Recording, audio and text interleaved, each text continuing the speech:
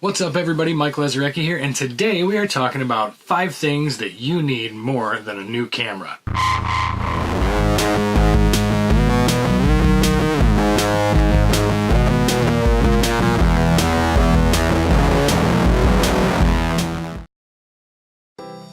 So, full disclosure, I have to be honest, I'm a gear geek, so just like anybody else, I love the idea of new cameras, new equipment, everything.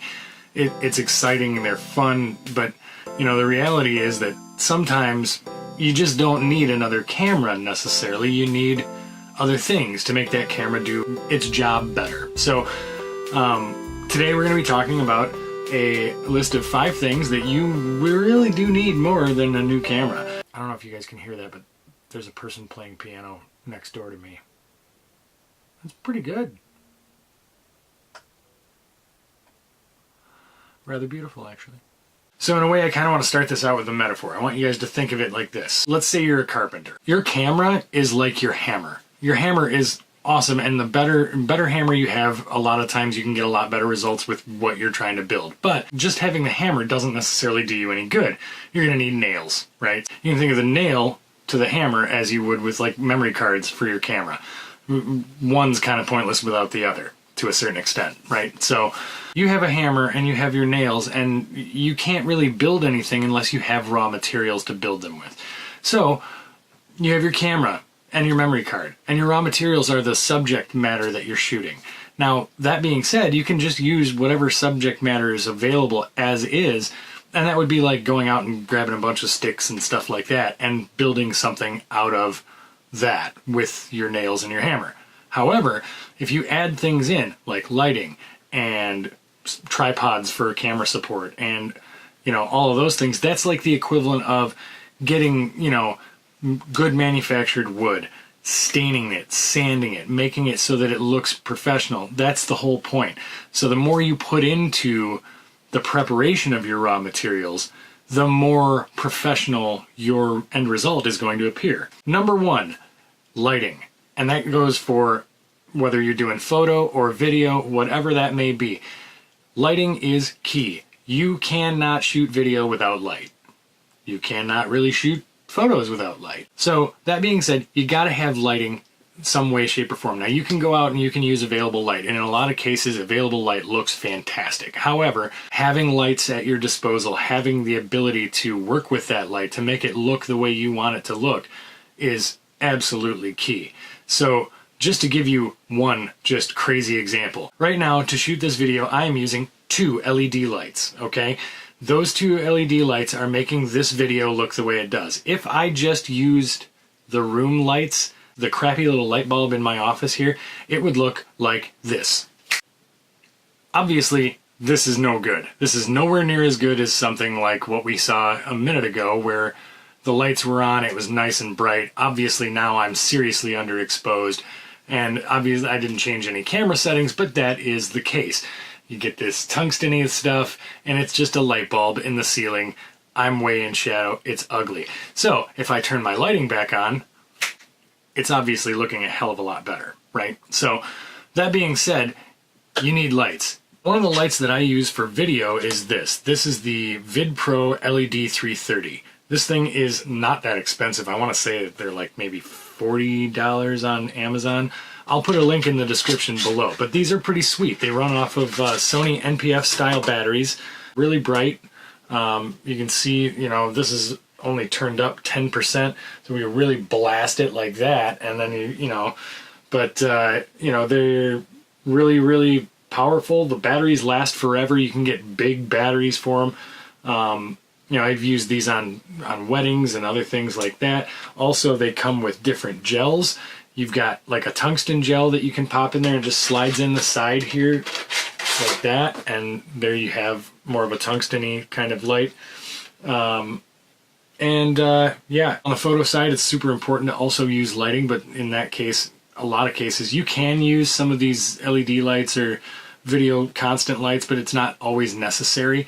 But you can use also, obviously, camera flashes, like this one. This is actually, if you're a user of the Micro Four Thirds system, I highly recommend this flash.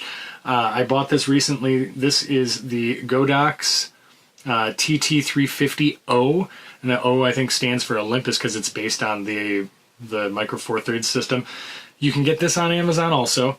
Again, link in the description. This thing is awesome. It is like really compact compared to like the Canon speed lights like these.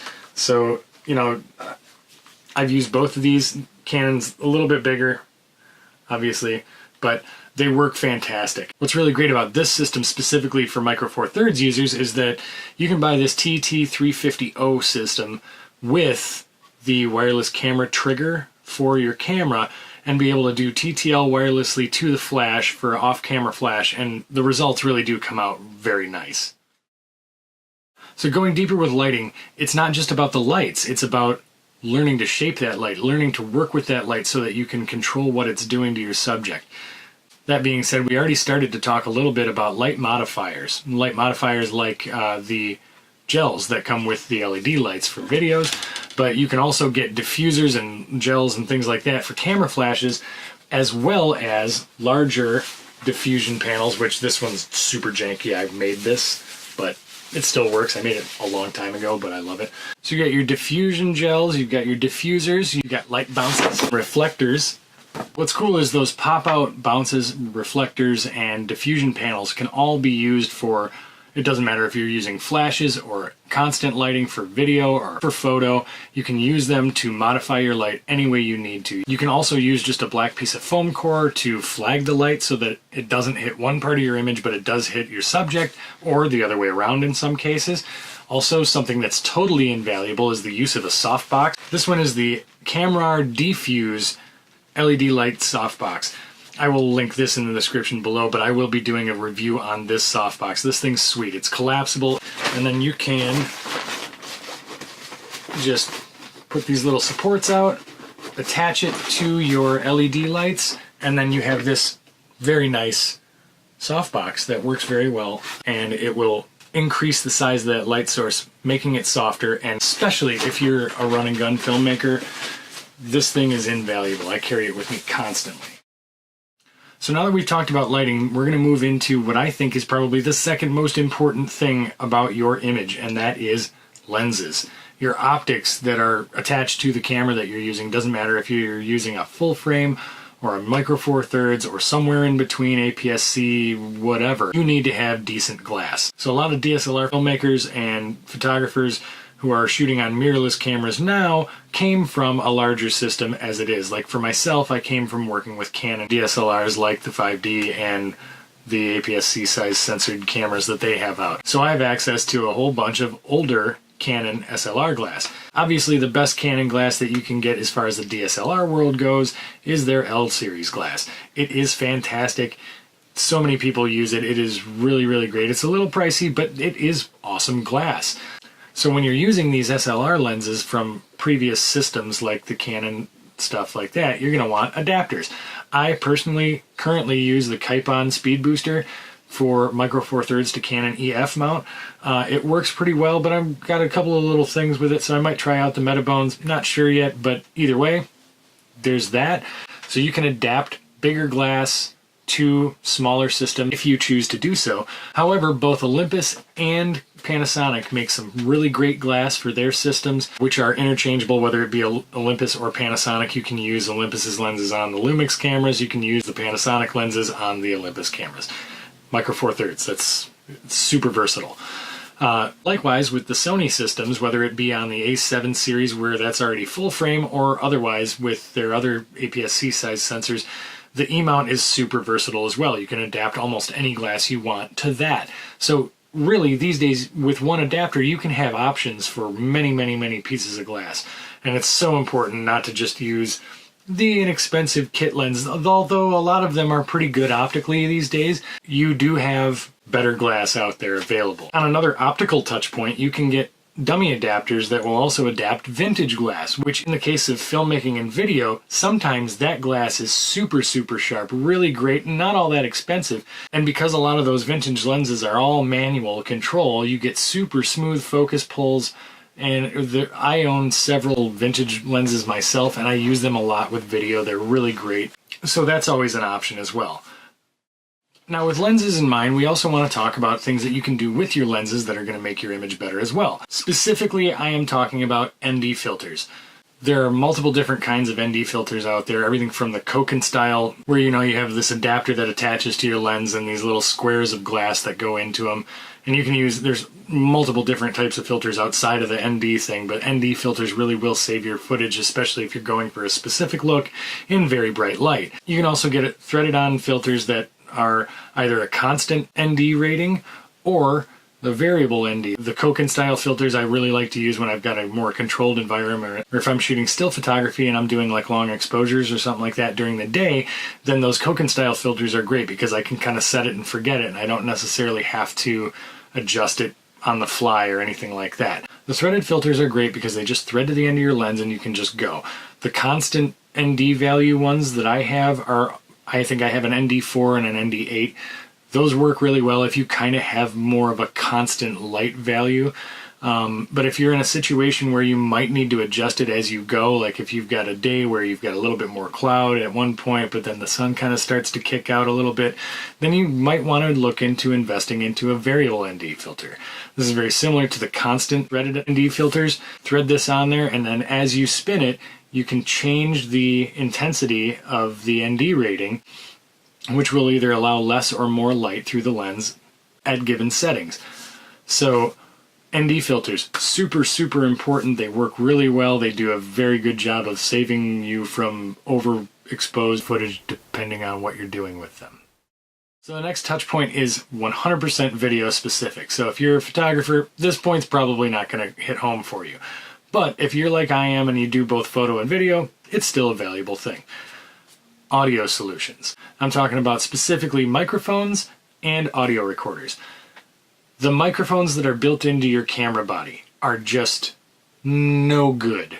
Not from the standpoint of getting production sound. If you're only using it to get sound for background noise or for reference when you're trying to sync up audio from another device, that's different. Those are excellent microphones to use as reference, and that is really it. Because if you really want something that sounds a little bit more produced and a little bit more professional, you're going to be wanting to use, at the very least, a shotgun microphone on top of your camera. Starting at the very smallest point, you can start out with something small, like the Rode Video Micro.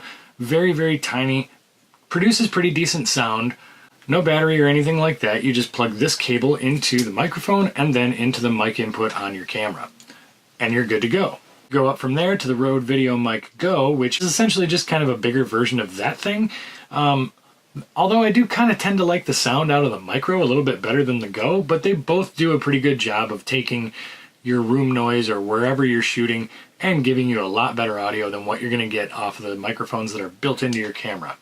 Going beyond those standalone microphones that just plug into your camera and sit on top or whatever, you can use those as a boom mic if you want to and get an extension cable and run it from that to your camera. But something that's super important to start considering, especially if you're trying to start doing this a little bit more professionally or doing any paid work, is an audio recorder. I use the Zoom H4n and have been using the Zoom H4n for quite a while. I might upgrade in the future, but it's one of these things where it does produce good enough sound for me. Now, I know a lot of people kind of complain about the noise floor levels and things like that, but if you set it up right, you can still get very clean, very good audio out of this recorder, and I'm pretty sure you can get it for somewhere in the $200 ballpark. It is not bad, and this gives you a ton of options. Obviously, there's some microphones built in on the top. This thing also has a headphone out or line out, which allows you to monitor the audio going into it, which in a lot of cases, a lot of the cameras that are out on the market, especially if you're on the lower end, do not have headphone jacks on them. So you can't really monitor your audio unless you're just looking at the levels on the screen. Headphone jack, invaluable. Also, it gives you a nice readout on the front. It gives you the option to plug in an external mic, such as the Rode mics that I just talked about. This recorder also gives you the option of not one, but two XLR inputs. These XLR inputs are actually combo inputs that allow you to use either an XLR cable or a 1/4-inch jack. So if you're using, let's say, a guitar, and you're trying to record what you're playing on the guitar, you can plug your guitar cable right into one of these things and it works really well. So audio recorders, Oh, so important. Now, moving forward from that, now you've got your audio recorder, you've got some small microphones, but you're not quite getting the production sound that you want. You're going to want to move into a little bit more serious shotgun microphone. You can start working with shotgun microphones more like this. Now there's the Rode NTG2 and several other variations. There's also other brands out there. Asden makes some pretty good microphones. This is actually the Boya BY PVM 1000, which I purchased on Amazon. I will link this below as well. It's a pretty decent mic for the money. It's not too expensive, and it gives you pretty similar production sound to a Rode NTG2, although I think the build quality is probably not quite as high up there, but for kind of a bargain microphone, it works really well. I use it quite a bit, so something to look into. And definitely you get a lot closer to production style sound out of a real shotgun microphone like this. So now that we're coming toward the end of the list, number 5 is camera support systems. And by referencing camera support systems, of course, I'm talking about tripods, I'm talking about monopods, I'm talking about gimbals, I'm talking about anything that you put your camera on that stabilizes it or keeps it locked down and steady. Those things are super important. You don't want to try to take long exposure photos handheld. It's just not possible. So with tripods, you definitely want to try to invest in something that's decent, something that's a good heavy tripod, something that's got a good quick release system on it. And get started with, if you're working more in video, try actually looking into a video specific tripod, something that's got more of a fluid head to it, something that is designed for what you're using it for. If you're like me and you kind of do a combination of video and photo and you're not really necessarily always doing the same thing, try to get something that you can use for either or. You can get big tripods, small tripods. Some of them are a little bit too light for my liking. Some of them that are lighter actually are really good. I have one that's more of a travel tripod that's really, really small and compact, and it's kind of been a lifesaver on a couple of different shoots and scenarios. Also, don't underestimate the power of a monopod. Monopods are great because they're small and you can kind of move quick and light with them, but they still will stabilize your photos and or footage enough to where it's worth having attached to your camera on any given shoot. And then there's these guys, these cool little, you know, bendable GorillaPod things. These are, number one, every vlogger should use this if they don't already, and I'm pretty sure it's kind of a standard in that world now. But you can get them in the full size, or you can get them in little tiny versions like this. Then they all do a great job. That's cool because you can hang your cameras from places. You can, you know, hold them out or whatever. From a photo standpoint, there's nothing worse than trying to take a beautiful landscape photo or any other kind of photo and ending up getting just a little bit of camera shake, and it's just enough to where you get this blur and it looks like it should be such a super beautiful sharp photo, and you just didn't get it because of the fact that your camera shook, which you could have alleviated by using a tripod. Similarly, when it comes to video, whether you are trying to handhold something or if you're trying to walk while you're handholding, you know, using a tripod while you're doing a static shot, that stability is so nice looking in comparison to overly shaky footage. Also, when you start getting into gimbals and Steadicams and things like that, it's super important to make sure that you learn to use them, because getting that super smooth fluid motion is going to look so much better than the super shaky cam thing. Yeah, you know, there are applications where this works really well to have that shaky cam look. I'm looking at you, Cloverfield. But you don't always want to have a shaky camera for every video that you shoot. It will look amateur, and unless it's clearly intended, it's not, you don't want it. It's not cool. So I know I said 5 things you need more than a new camera, but I'm going to give you a little bonus one here. Number 6, which is your bonus tip, is education. I cannot stress enough how important it is to invest in yourself. Invest in learning your craft. There are thousands and thousands of hours of training videos available on the internet right now for you to either watch for free or purchase. It is not bad to invest your money in a training course that can help you to advance your skills. There are certain YouTubers out there like Peter McKinnon and the guys from Film Riot that are going to do a great job of helping you to learn some skills that you may just be on the cusp of being able to grasp, but they explain it in ways that makes it so easy to understand. I myself can think of at least one course right off the top of my head that I'm planning on purchasing at some point to help to further develop my craft. And the course I'm referring to is actually through mz.com, and that's Philip Bloom's new course on cinematography. If you haven't checked out Philip Bloom on YouTube or whatever, I don't know if you've been living under a rock, but you should totally go check him out. The guy is an incredible cinematographer. I have no association with him. I just really, really respect his work. So don't be afraid to invest in yourself from an educational standpoint. There may actually be no better investment than investing in education for yourself.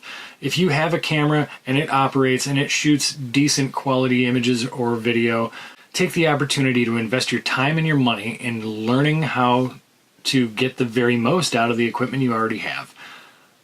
And then look into lights and look into filters and look into lenses and look into tripods and look into all of these other things that we just talked about. But it is so important for you to learn this craft. Learn inside and out what it is that you are passionate about, and no matter what you do, you will always be able to get the very most out of the equipment that you already own. So that's it for me today, guys. I hope you guys enjoyed this video, this discussion about some things that might be a better investment than a new camera.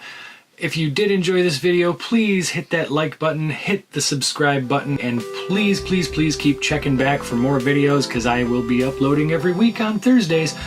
Hope you guys have a great weekend. See you next week.